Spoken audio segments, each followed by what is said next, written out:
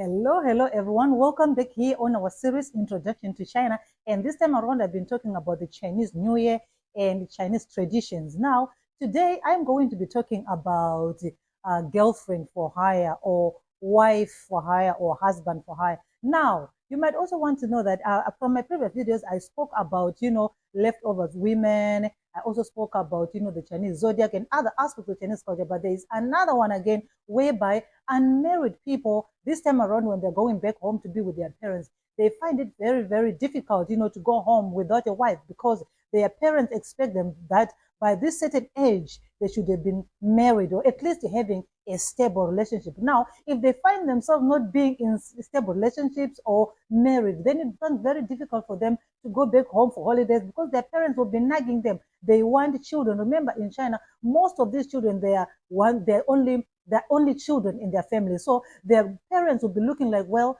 why don't you get married and have children so that the bloodline can go on and on? Why are you not getting married? So in a bid, to try to make it very comfortable for them to stay at their home for the holidays and enjoy their holidays without being nagged by their parents, they end up hiring girlfriends.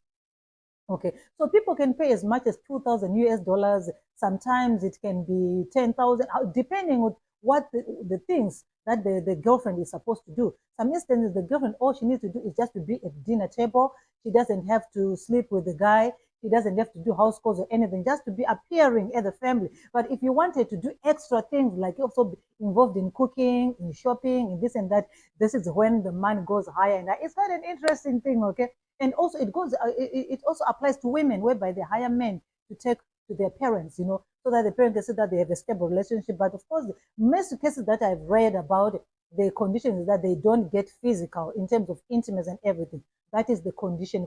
Because I mean, at the end of the day, if you just want to be intimate with someone, okay, you might as well find someone to be intimate with, right?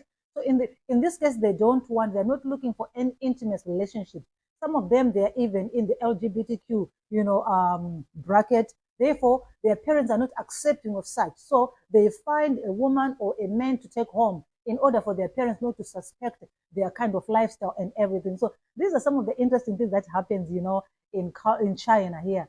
There's a website that does this, whereby people, you log into the website, you say the kind of person that you are looking for and what they do. Usually the most ideal person will be someone who is a lawyer or a businessman, someone who is learned and is well affluent. So if you take that person to your parents, they'll be very, very accepting. Wow, our child is bringing a professional. She's a lawyer.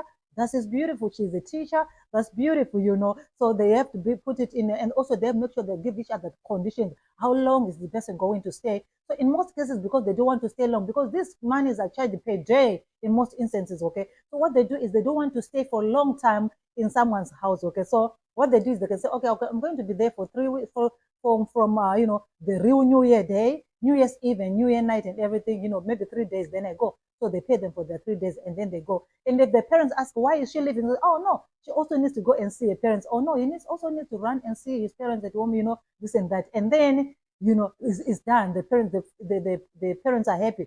Come next year, something again is going to come out again. You're going to find an excuse. Maybe during the year we broke up. She wasn't good for me, or he wasn't good for me. Okay, so we are talking about husband for hire. Some of them, they even get into fake marriages just to please their families, to stop their parents from nudging them. Okay, they get into fake marriages and a lot of other things. So yes, they do.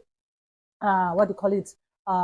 Girlfriend for hire, boyfriend for hire, husband for hire, wife for hire. Okay, and I read an article in South China Post where they said there was an investigative journalist who went undercover to see how it's going, and they said, well, there's a website. I'm not quite sure if now it's still open. I'm going to check it.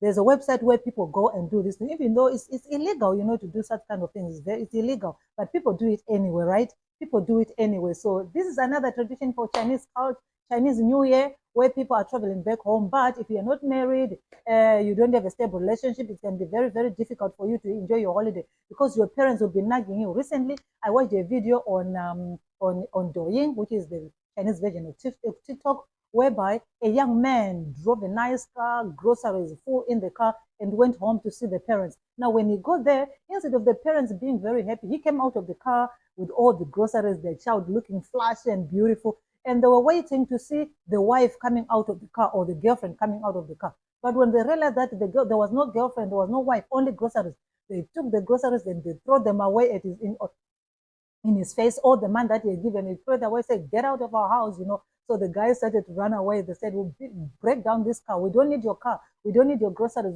We need a wife. We need a wife. You must be married. We need grandchildren." Okay, so these are some of the stories that I'm going to be bringing you until we get to Chinese New Year. For now, I'm going to love you and I'm going to leave you, and I'll be back again later on with another aspect of Chinese culture as we approach the Chinese New Year. My name is Ziki. Please subscribe and stay so that you don't miss on this and more. And if you're interested in other aspects of Chinese, you can find construction, you can find the technology, everything, you can find it here. But we're still waiting for YouTube to accept our change of niche so that we can now start driving traffic onto our videos. But until such a time, please take care.